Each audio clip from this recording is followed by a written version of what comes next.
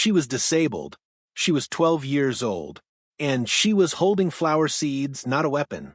My daughter knelt on the ground, smiling, excited to plant her first flowers, when an HOA Karen stormed toward her, screaming about rules and permission. I tried to step in. I tried to explain. But in one horrifying moment, that woman snatched a gardening fork, raised it in the air, and struck my disabled child. Neighbors froze. Phones didn't come out in time. And my daughter's scream cut through the silence like a knife. Blood hit the ground before the flowers ever did. And the most shocking part? The woman who hurt her didn't run. She didn't panic. She stood there calmly and said, "This is what happens when rules are broken." What happened next didn't just change our family, it exposed a system that protects the wrong people. And this story gets darker from here. Before we go any deeper into this story, before I tell you how a simple act of kindness turned into a nightmare, I want to pause for just a moment. Because stories like this don't belong to one family. They belong to all of us. So, let me ask you something important. Backhand index pointing right, which city are you watching this video from right now? Type your city name in the comments. Whether it's New York, Houston, Los Angeles, Chicago, or a small town nobody talks about, I want to see where you're listening from. And if you believe that power should never be used to hurt the innocent, if you believe that rules should never matter more than human life, then please take 1 second to subscribe to this channel. Because this channel tells the stories that people try to bury. Stories that make you uncomfortable. Stories that force change. Now take a breath.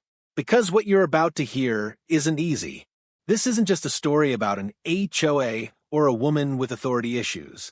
This is a story about how one moment of cruelty can expose an entire system. A system that protects titles over children, clipboards over compassion.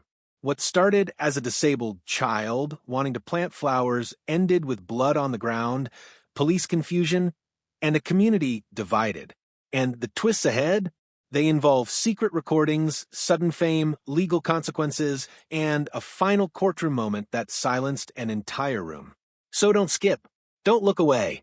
Because the next part of this story begins exactly where no one expected, with a single step onto a patch of dirt that was never supposed to matter. And yet, it changed everything. My daughter Lily has always moved through the world a little differently. She was born with a neurological condition that affects the right side of her body. Simple things other kids never think about, gripping objects, standing up too fast, balancing, require focus and patience for her. Doctors told us early on that life would be harder, but they also said something else I never forgot. Her spirit will be stronger than most. They were right. Lily doesn't complain. She adapts. She smiles in moments where most adults would break. And somehow, she found comfort in the smallest, quietest thing imaginable, flowers. It started when she was 9. We passed a community garden one afternoon, and she stopped her walker and just stared. Rows of color. Yellow, purple, red. She reached out and brushed her fingers against a petal like it was something sacred. "Daddy," she said softly, "they don't rush." From that day on, flowers became her safe place. She read books about them. Watched videos about planting, learned names I couldn't pronounce. When her therapy sessions left her exhausted and frustrated, she talked about gardens. When kids at school stared too long or whispered too loud, she imagined places where things grew slowly and were still beautiful. We lived in a townhouse community with an HOA. Perfect lawns, perfect sidewalks, perfect rules. Too perfect. There's a narrow strip of soil near our building, dry, cracked, abandoned. Nothing had grown there in years. No sign, no flowers, just dirt that everyone walked past without seeing. Lily saw it. For weeks, she asked me the same question. "Can we plant flowers there?" I hesitated. I knew the HOA rules. No personal landscaping in common areas. Violations meant warnings, fines, sometimes worse. But I also saw the way her face lit up every time she talked about it. "It's empty," she said one night. "Nothing lives there." I checked the HOA website. No clear marker. No maintenance schedule. Nothing to suggest anyone cared. I told myself we'd clean it up later if needed. I told myself I'd deal with the consequences. Most of all, I told myself, let her have this. That Saturday morning, Lily woke up before me. I found her sitting at the kitchen table, carefully opening packets of seeds. Her movements were slow, deliberate. Marigolds, daisies, sunflowers. She had chosen them because, as she put it, they grow even when the ground is tired. She wore her favorite yellow shirt, the one with a small embroidered bee on the sleeve. She said it made her feel brave. I helped her down the steps outside. The air was cool, the neighborhood quiet. Lawn sprinklers hummed in the distance. Everything felt normal, peaceful. She knelt near the patch of soil, placing her walker beside her. I handed her the small gardening fork, pink handle, dull edges, barely sharp enough to break the dirt. She gripped it with both hands, concentrating hard. I can do it, she said. I smiled. I know you can. She pressed the fork into the soil, slowly loosening the ground. Dirt stuck under her nails. She laughed. For the first time in weeks, she wasn't thinking about doctors or exercises or limits. She was just a kid planting flowers. Then I heard heels. Sharp, fast, angry. Excuse me. The voice cut through the calm like glass. I turned and saw her walking toward us from across the lawn. Mid-40s, perfect hair, sunglasses, clipboard tucked under her arm like a badge. I recognized her immediately. Karen, head of the HOA landscaping committee. The kind of woman who treated rules like religion and people like inconveniences. She stopped a few feet away, scanning the scene with visible disgust. What do you think you're doing? She snapped. Lily froze. Her body locked the way it always did when she was startled. The fork paused midair. Her smile disappeared. I stood up. Good morning. My daughter is just planting flowers. Karen's eyes narrowed. This is common property. You can't do this. She's not damaging anything, I said calmly. We'll take responsibility if. I didn't ask, Karen cut in. Who gave you permission?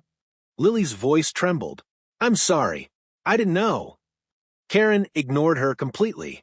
She stepped closer, towering over my daughter.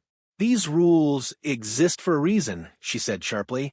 If we let one person do this, everyone will think they can. I stepped between them slightly. She's disabled. This means a lot to her. Karen looked at Lily then, really looked at her, and instead of softening, her expression hardened. That's not my problem, she said. Rules don't change because of feelings. Lily's hands shook. The fork slipped slightly in her grip. I can stop, Lily whispered. I don't want trouble. My heart sank. No, I said gently. You didn't do anything wrong.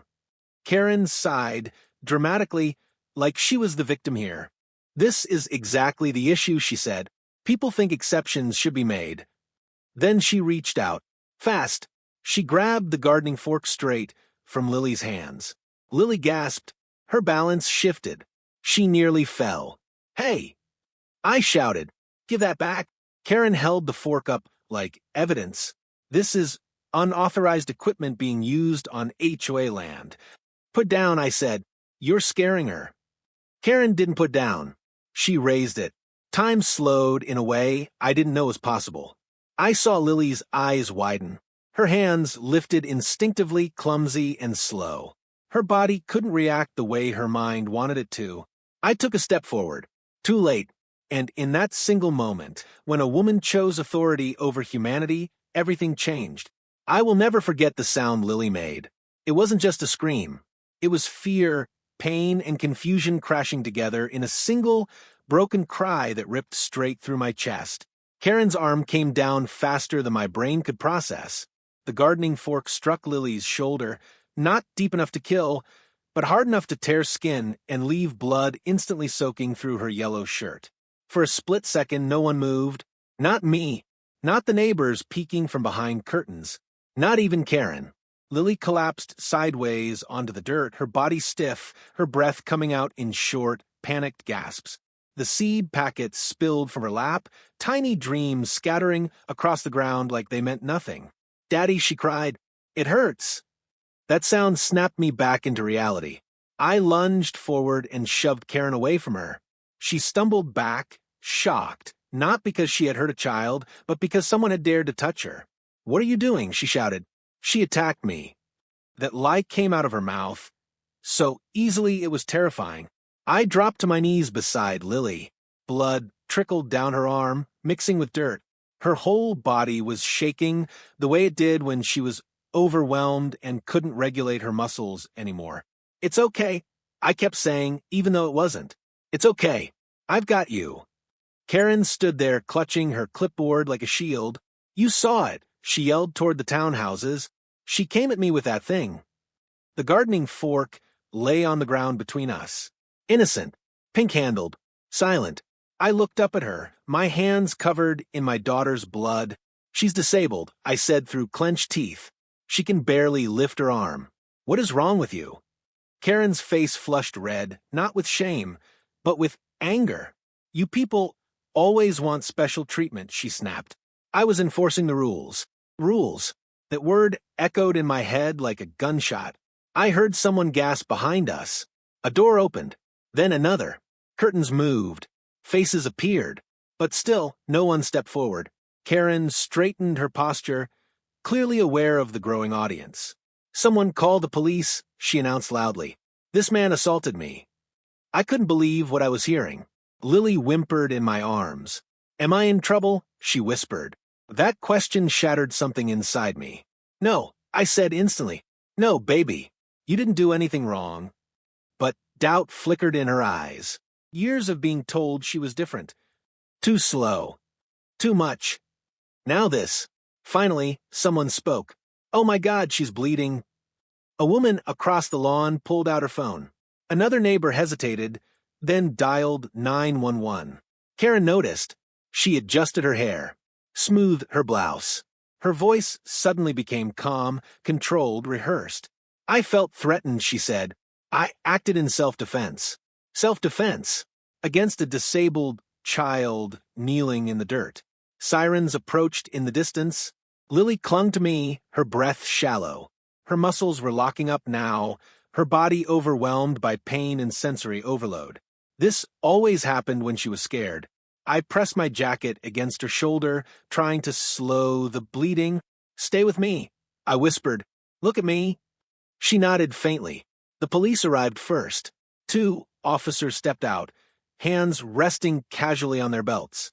Karen walked toward them immediately.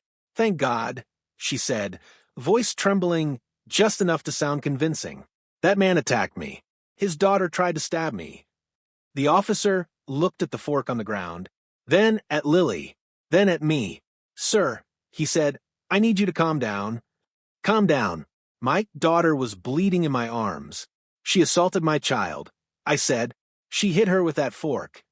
Karen scoffed. "That's not what happened." The officers separated us. One stayed with Karen. One approached me. "Is she injured?" he asked. "Yes," I said. "She needs medical attention. Now." The ambulance arrived minutes later, though it felt like hours. Paramedics rushed over, kneeling beside Lily. As they cleaned the wound, Lily winced but didn't cry. She was trying to be brave. One paramedic shook his head, quietly, when he saw the injury. "This shouldn't have happened," he muttered. Karen stood nearby, arms crossed. "She shouldn't have been there," she said coldly. I wanted to scream. Instead, I watched as my daughter was lifted onto a stretcher. Her hand reached for mine. "Daddy," she whispered, "will they be mad at me?" "No," I said again, louder this time. "Never." But I wasn't sure she believed me. The police questioned Karen first. Of course they did. She spoke confidently, calmly. She used words like policy, liability, and noncompliance. She painted herself as a responsible official forced into an impossible situation. Then they spoke to me. I told them everything, slowly, clearly, from the beginning. I pointed at the neighbors. People saw it. The officer glanced around. No one stepped forward. Not yet. Karen smiled slightly. After what felt like an eternity, the officer sighed. "Right now," he said, "this appears to be a dispute." "A dispute? A child stabbed over flowers. We'll file a report," he continued. "The HOA can handle this internally." Internally. I stared at him in disbelief. "You're not arresting her?" I asked. The officer hesitated. There are conflicting accounts. Karen let out a dramatic breath, like she had just survived something traumatic. The ambulance doors closed. As Lily was driven away, Karen turned to me and said quietly, so only I could hear, "This is what happens when people don't follow rules." And in that moment, I understood something terrifying. She wasn't sorry. She wasn't scared. She thought she was right, and that realization that someone could hurt a child and feel justified was far more frightening than the injury itself. Because this wasn't just about one woman. It was about power. And power, when left unchecked, always comes back for more. The hospital room smelled like disinfectant and quiet fear. Lily lay on the bed, her arm wrapped in thick white bandages. A faint yellow stain bled through where the blood hadn't fully stopped yet. Machines beeped softly around her, steady and cold, like they didn't understand what had happened either. She stared at the ceiling. Too still. That's how I knew she was scared. Doctors said the wound would heal. No permanent damage. But trauma doesn't show up on x-rays. They didn't see the way her hands shook every time someone walked past the door, or how she flinched when a nurse raised a metal tray. I sat beside her, holding her good hand. "I'm sorry," she whispered suddenly. "For what?" I asked. "For the flowers," she said. "If I didn't want them, none of this would have happened." That sentence broke me more than the attack itself. "No," I said firmly, forcing her to look at me. "Listen to me. You did nothing wrong. Nothing. Someone else chose to hurt you. That is never your fault." She nodded slowly, but the doubt stayed, because the world had already started telling her otherwise. 2 hours later, a police officer arrived to follow up.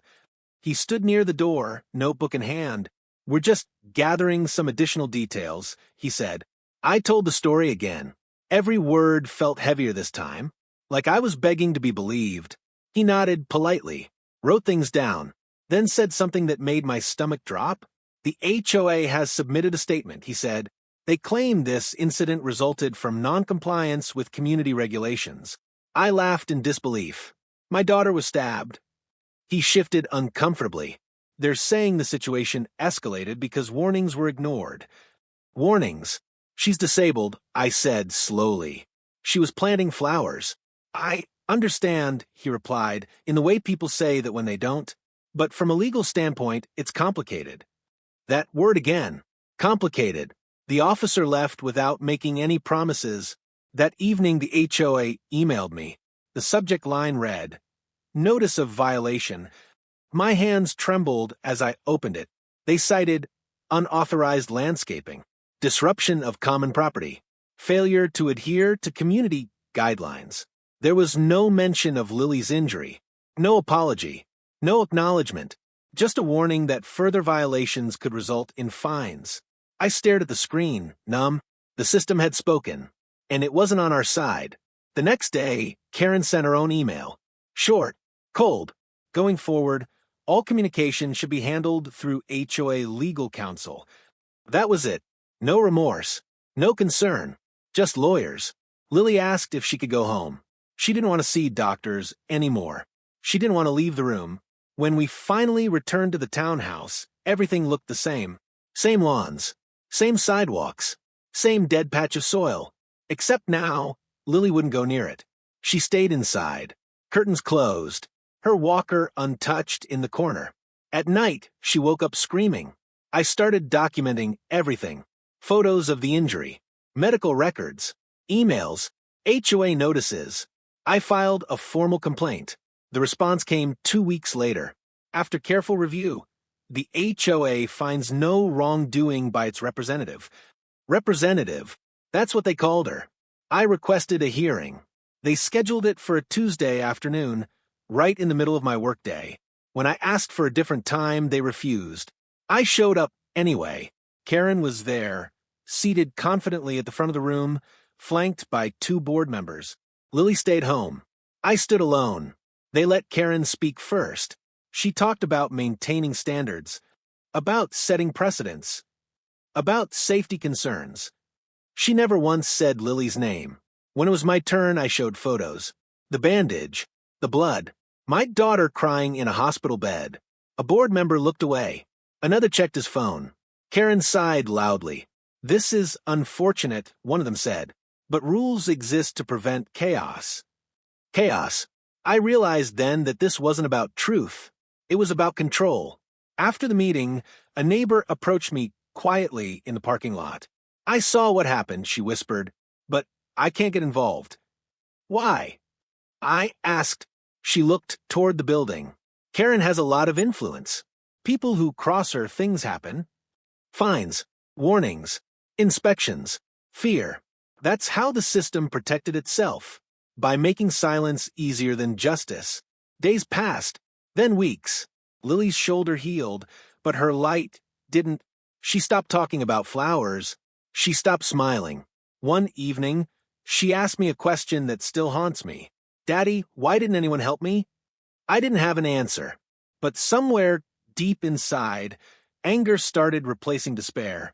Because if the system wouldn't protect my child, I would, and I wasn't the only one who remembered what happened. Because while Karen and the HOA believed they had buried the truth, they had no idea someone else had been watching.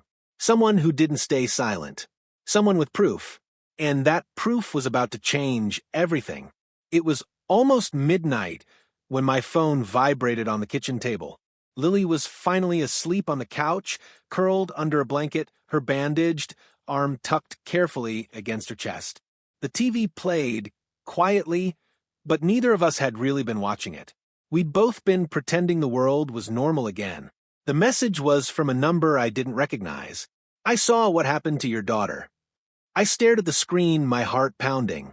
Another message followed. I have it on video. For a long moment, I didn't breathe. My first thought was hope. My second was fear. I typed back slowly. Who is this? The reply came almost instantly. My name is Maria. I live in the building across from yours. I was on my balcony that morning. My hands shook as I stood up and walked into the kitchen, away from Lily. I didn't want to wake her. I didn't want to give her hope I couldn't protect. Are you serious? I typed. You recorded it? There was a pause. Then, yes, I started recording when Karen began yelling. I didn't know it would get that bad. Tears filled my eyes. For weeks, the system had told us nothing happened, that it was unclear, that there were conflicting accounts. But someone had seen the truth. Unedited, unfiltered, undeniable. Maria sent the video. I hesitated before pressing play. Part of me didn't want to relive it. Part of me needed to. The footage started shaky, filmed from above. You could hear Karen's voice clearly, sharp and angry. This is HOA property. Then Lily's small voice. I'm sorry. I didn't know. I heard my own voice trying to calm things down, and then, clear as day, Karen grabbing the garden fork, raising it, and striking my daughter. I covered my mouth as Lily's scream echoed through the speakers. There was no ambiguity, no self-defense, no threat, just power abusing the powerless. I watched the video 3 times. Each time, my resolve hardened. I called a lawyer the next morning. He watched the video once and said, "This changes everything." Within hours, we filed a formal complaint with the police, attaching the footage. This time, the response was different. Karen was asked to come in for questioning. The HOA went silent. Then something unexpected happened. Maria asked me a question. Are you going to make this public? I thought about Lily, about her fear, about her asking why no one helped. Yes, I said, people need to see this. We posted the video online. Not with insults, not with threats, just the truth. Within minutes, it spread. Local community pages first, then city groups, then regional news outlets. People were horrified. Comments flooded in. This is assault. How is this woman not in jail? That poor child. The HOA released a statement calling the incident deeply regrettable and promising an internal review. No one believed them. Karen deleted her social media accounts. Too late. The internet had already found her. Her employer issued a statement saying they were reviewing the situation. Sponsors pulled out. Parents from other HOA communities shared their own stories. It wasn't just about Lily anymore. It was about abuse of power everywhere. News vans showed up outside our townhouse. I declined interviews at first. I didn't want Lily dragged into a media storm. But then Lily surprised me. "Daddy," she said quietly, "if people know, maybe it won't happen to someone else." I hugged her, holding back tears. We did one interview. I spoke. Lily didn't have to. I told the story calmly, clearly, fact by fact. I showed the video. The reporter didn't interrupt. By that evening, the story was everywhere. And suddenly, people who had been silent before found their voices. Neighbors messaged me. "I'm so sorry. I should have said something. I was scared." Maria came by with flowers. Real ones. "I'm sorry I didn't come down that day," she said. "I froze." "You didn't," I replied. "You recorded. That mattered." The police called the next morning. Charges were being filed. Assault. The words felt unreal. Karen was removed from her HOA position, effective immediately. The board claimed it was unrelated. No one believed that either. For the first time since the incident, Lily stepped outside. She stood near the window, watching neighbors gather around the dead patch of soil. Someone had placed a small sign there. "Community garden coming soon." She smiled, just a little, and in that moment I realized something powerful. The system only protects itself when people stay quiet. The truth doesn't need permission. It just needs someone brave enough to show it. And Karen? She was about to learn that actions taken in the name of rules still have consequences in the real world. Because the next place we would see her would not be the neighborhood lawn, but a courtroom. The courthouse was colder than I expected. Not just the air, the atmosphere. Marble floors, high ceilings, everything designed to make you feel small. I wondered if Lily felt the same way standing there beside me, her fingers wrapped tightly around mine, her steps slow and careful, as always. She wore a simple blue dress, long sleeves to hide the faint scar on her shoulder. Her hair was neatly brushed, but I could tell she was nervous. She kept scanning the room, like she expected someone to yell at her for being there. "You're safe," I whispered. "I won't let anyone hurt you again." She nodded, though her grip tightened. Karen entered 10 minutes later. She looked different. No clipboard, no sunglasses, no authority. Just a woman in a gray suit, shoulders stiff, eyes darting around the room. For the first time since the incident, she didn't look powerful. She looked scared. She didn't look at Lily. Her lawyer did all the talking. They argued that Karen felt threatened, that the situation escalated unexpectedly, that it was an unfortunate misunderstanding. Misunderstanding. The prosecutor didn't respond with emotion. He responded with evidence. The video played on a large screen. Every sound echoed through the courtroom. Karen's yelling, Lily's apology, the strike. I felt Lily flinch beside me. The judge watched without blinking. When it ended, the room was silent. Karen's lawyer stood again. He talked about HOA responsibilities, liability, precedent. The judge raised a hand. "I have one question," he said, his voice calm and controlled. He looked directly at Karen. "At what point did you believe a disabled child kneeling in the dirt posed an immediate threat to you?" Karen opened her mouth, closed it. Nothing came out. The judge turned to the prosecutor. "Call the next witness." They called Lily. My heart stopped. I hadn't known they would ask. The judge looked at her gently. "You do not have to testify, if you don't want to," he said. "Do you understand?" Lily nodded. Then she surprised everyone. "I want to," she said softly. She walked to the stand slowly, her movements careful, deliberate. The courtroom held its breath. She sat down, her feet not quite touching the floor. The prosecutor spoke kindly. "Can you tell us why you were outside that day?" Lily swallowed. "I wanted to plant flowers," she said, "because the dirt looked sad." A murmur rippled through the room. "Did you know you weren't allowed to?" She shook her head. "No, I didn't want to break rules." "What happened next?" She glanced at Karen for the first time. She yelled. Lily said, "I got scared." Then she took my fork. Her voice trembled. And then, "She hit me." Just 3 words. They landed harder than anything else said that day. Karen stared at the table. The defense tried to object. The judge overruled. "Thank you," the judge said to Lily. "You were very brave." When Lily stepped down, several people wiped their eyes. Karen did not look up. The defense rested. The judge called a recess. During the break, Karen sat alone. No one comforted her. When court resumed, the judge delivered his ruling. "I find that the defendant acted with reckless disregard for the safety of a child," he said. "Authority does not grant permission to harm." Karen was found guilty of assault. The sentence included probation, mandatory counseling, and a permanent restraining order from Lily and our family. But the judge wasn't finished. "I also recommend that this court's findings be forwarded to the HOA governing body and any relevant professional organizations." Karen's face went pale. Power was being stripped away, piece by piece. Outside the courtroom, reporters waited. I shielded Lily as we passed. Karen exited through a side door. No speech, no statement, just silence. That evening, Lily asked me something I didn't expect. "Daddy, did I do okay?" I knelt in front of her. "You did more than okay," I said. "You told the truth." She smiled, a real smile, for the first time in weeks. Justice didn't erase the pain, but it changed the story.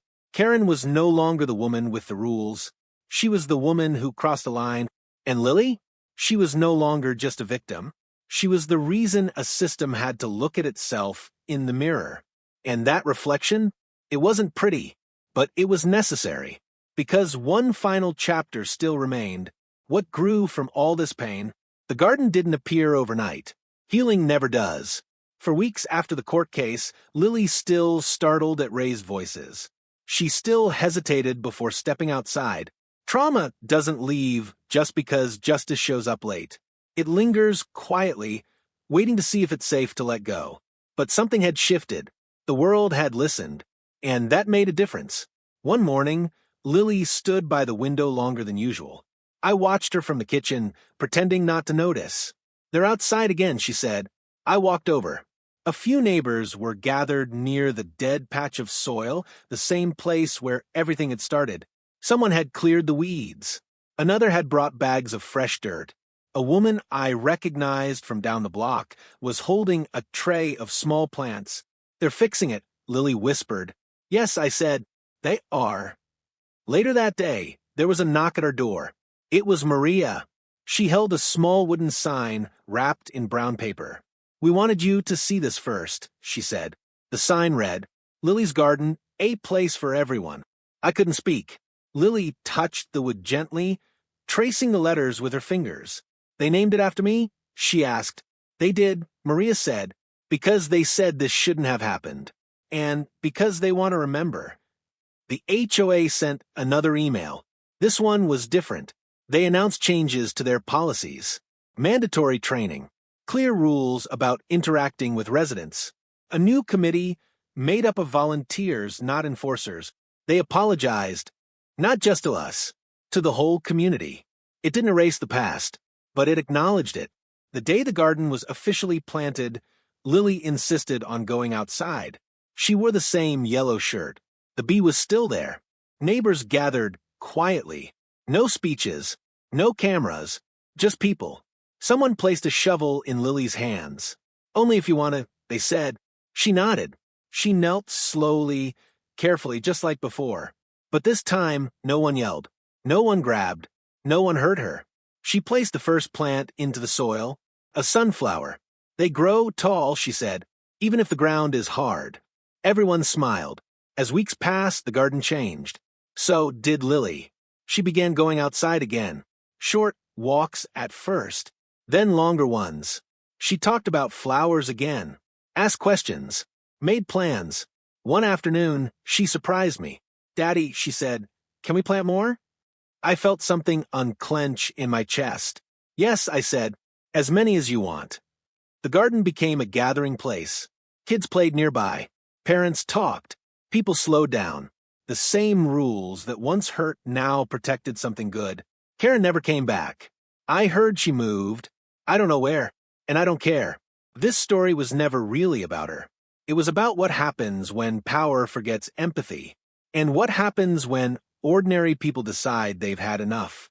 One evening, as the sun set, Lily sat beside the flowers. "Daddy," she said softly, "do you think the flowers remember what happened here?" I thought for a moment.